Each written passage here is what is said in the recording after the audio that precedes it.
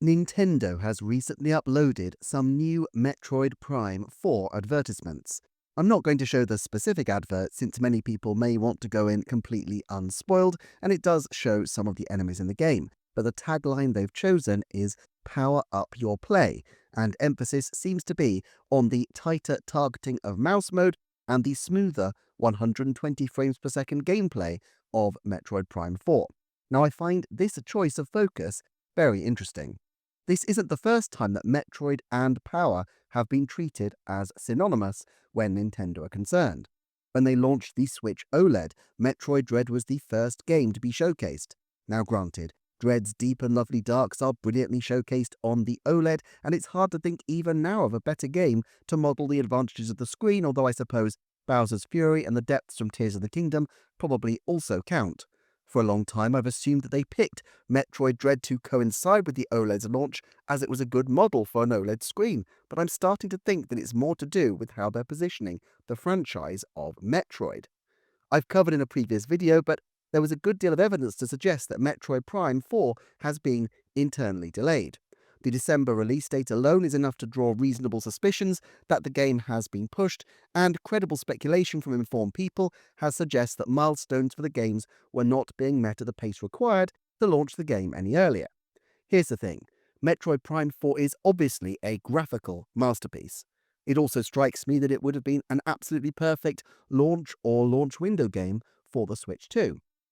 I'm not saying it would have replaced Mario Kart World, but it could have easily supplemented it or followed shortly after, perhaps with Bonanza not then launching until September, a month conspicuous for having absolutely nothing to offer from their brand new video game system, something that seems unlikely to have been Plan A. So, if the current release schedule is Plan B, what was Plan A? I think Metroid Prime 4 was designed to showcase the concept of the new system's power and to specifically appeal to the kind of early adopting core gaming audience who would care about graphical power and who want something bigger and better than the dear old Switch could offer. This is obviously a very tricky audience for Nintendo to swing for, as they haven't been on the cutting edge of tech innovation for decades, and for much of that time have explicitly steered away from any suspicion of focusing on power directly, prioritizing instead their blue ocean strategy. Metroid is also, it could be argued, not the most auspicious franchise for this purpose because it's always been relatively low selling and niche. But the fact is, Nintendo doesn't really have another franchise that really serves consistently as a graphical showcase in the same way. Zelda, especially for the early Switch, was certainly eye-catching, but the way those games are sold is usually based not on the power but on the play experience, exploration, creativity, self-actualization. Indeed, the Switch's famous "play your way" mantra could well have been inspired by Zelda, which took the concept of people solving puzzles through their own approaches very much the core principle, to the point where in a recent Echoes of Wisdom interview, Eiji Aonuma identified it as an essential part of Zelda games, despite the fact that the vast majority of the games in the series historically actually had quite prescribed solutions to the puzzles the game set. Other games have had key elements where they focus on that aren't graphics. With Mario, the focus is mostly fun and connection with family when it comes to advertisements, which is also the big selling point of Switch Sports. This presents Metroid with something of a difficulty as a franchise. On the one hand, it's valuable for Nintendo to have a franchise which is identified with high quality and which can be used to showcase the power of the console and appeal to people who might normally be playing on Sony or Microsoft devices, or even on gaming PCs. On the other hand, it's also a reflection of the fact that they don't have another way to position Metroid beside the one that's powerful.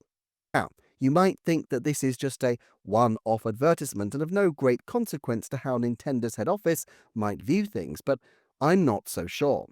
For one thing, the head of marketing at the whole of Nintendo is one Satoru Shibata, who is also the new CEO of Nintendo of America following the retirement of Doug Bowser. For another, we know from Kit and Krista that Japan have taken a significant interest in advertising, and we can see a much greater transnational coherency in advertising strategy starting from the Switch era particularly. We also know that Metroid is far more popular in the West than in Japan, and power is considered a more important aspect of a game console in the Western territories compared to in the Switch's home territory. I think it does make sense, therefore, to use Metroid as a showcase for the graphical prowess of the new system, and it's not a bad idea. The series is certainly more adult and older gamer targeted than most of Nintendo's output, and the fact is it does look amazing. If they want to bring people aboard the Switch 2 with power as the persuader, then you can't really do much better than Metroid Prime 4. But as someone who loves Metroid for the gameplay, I have somewhat mixed feelings. It would be nice to think that they could find some core aspects of the game to build appeal around. But then, it's nice to know that they value Metroid as having a distinctive proposition in their overall marketing effort. They did, of course, make some effort with Metroid Prime Remastered, producing an accolades trailer, but that game pretty much sank without a trace as the juggernaut that is Zelda Tears of the Kingdom rolled into town only a few weeks later, and so we never got any sense of a sustained campaign to try and promote the particular appeal of Metroid Prime Remastered. It also makes me a lot more skeptical about whether, as has been widely supposed, Nintendo will rush ahead with a Metroid Prime 5 soon after. If the next console is 8 or more years away, as is easily possible, it's not necessarily the case that Nintendo would need to rush, but then again, given longer development cycles, they may need to get started in any event. After all, we know that Metroid Prime 4 has been in development for the whole of the Switch generation, albeit with an enforced reboot in the middle. Targeting a game like this for release is tricky, but the question for me is whether Metroid will be of less value to them if it turns up late and they lose their graphical showcase game. Is the graphics really the only thing that they're valuing Metroid for at this point? Of course, just because currently Metroid is focused around power doesn't necessarily mean that it will stay that way. Nintendo went to considerable effort to rehabilitate Donkey Kong this year, with their efforts bearing Banandium gem-shaped fruits this year, and one of the big changes is that Donkey Kong is that much more accessible, not just in terms of gameplay mechanics with a ready assist mode, but also in terms of having a human companion, Pauline, who was a younger girl with a passion for song. Whereas the previous main companion, Diddy Kong, was a companion who would appeal to boys, Pauline is a recognition that Donkey Kong, with his cheeky grin and powerful punch, already works as a boy's hero, but Pauline adds a different dimension and appeal to girls. They also brought Samus back to Miyamoto's original vision, hoping that the less moody look might appeal more in Japan. However, Metroid was not a Miyamoto initiative, and although he has taken the series under his wing in the past, it's not clear that he has the same affinity for Samus that he does for Pikmin, Star Fox, and Donkey Kong. It's also not clear how Japan would tweak the Metroid formula to try and give it a broader appeal, even if they wanted to. Mark Pacini from Retro Studios was quoted in 2003 as stating that, to him, the essence of the Metroid series was atmosphere, exploration, and Samus. Miyamoto also emphasized exploration when interviewed in 2002 about the very first Metroid Prime game. He noted, "I know that a lot of people expressed quite a bit of concern when they learned that Metroid, which has always been a jumping 2D side-scrolling game, was going into a first-person perspective. They're all worried it's going to become a first-person shooter, but really, what I think the key element that Metroid games have, and will remain, is the idea of exploration. And so the conclusion that we came to is that for exploring this very realistic-looking world in outer space, the best perspective for doing that is really going to be a first-person perspective." End quote. So, exploration is a big tick. What about Pacini's other two pillars, atmosphere and Samus? Dread in particular highlights atmosphere in a major way, but I'm not sure that Nintendo really wants to advertise its games based on atmosphere.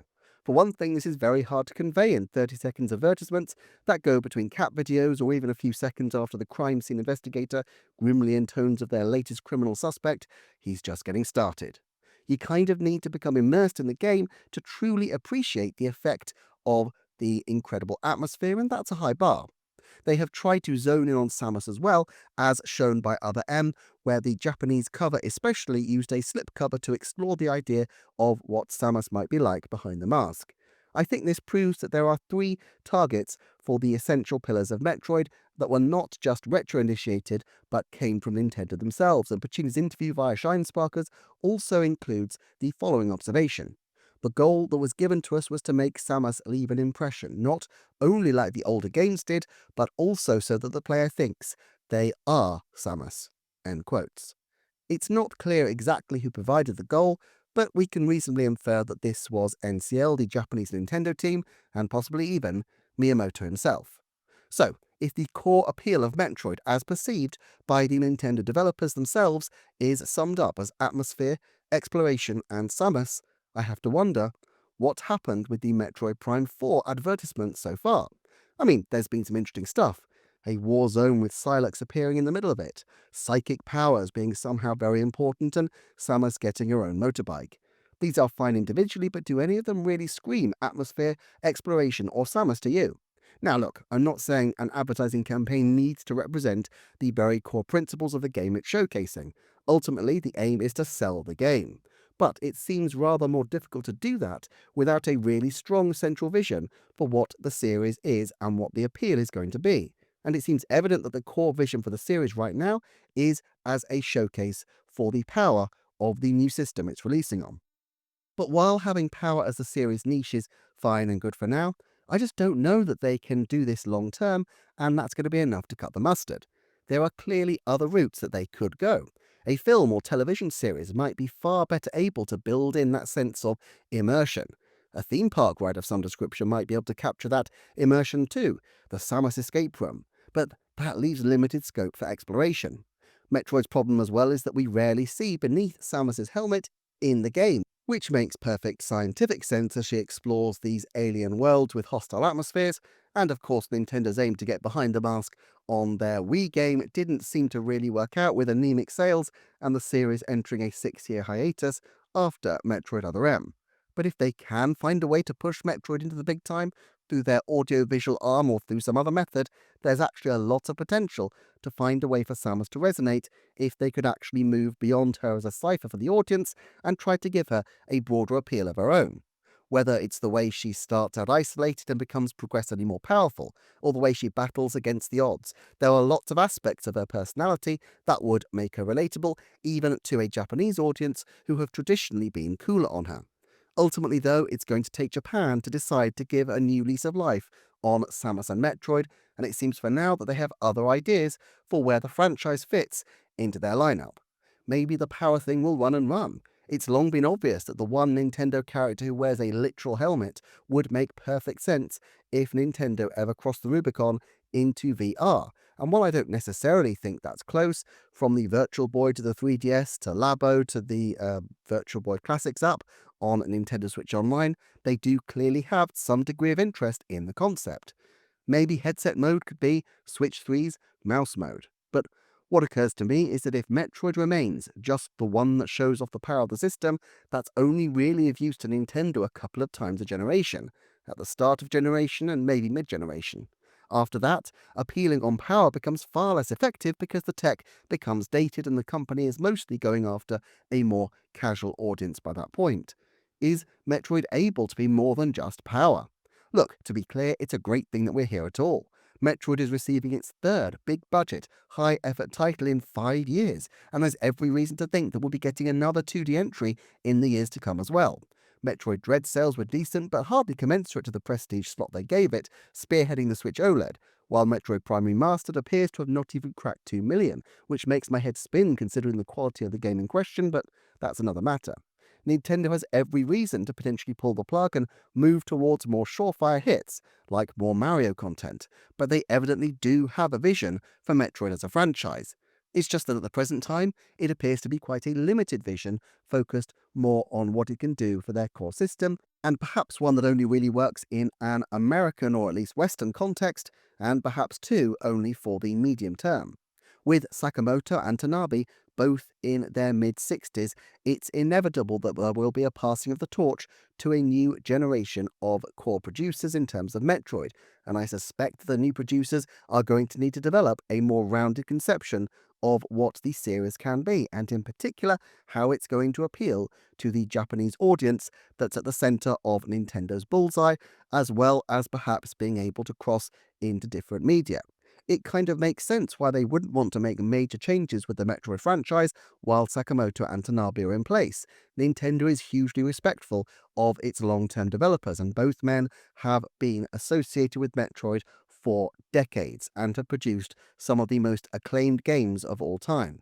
However, Ultimately, it will be time to take a fresh look. Now, I normally try to put numbers to forecasts for posterity, but I can't really think of a way to express any of this in a way that's measurable. But I feel like the 2020s so far have seen the perfection of the current Metroid formula, and I really hope that Metroid Prime 4 will continue that trend. And Nintendo have kind of tried to serve that audience and found the best way to convey the appeal to the new audience that they think will work with their overall goals, and pointing to the power seems to be their way to do that.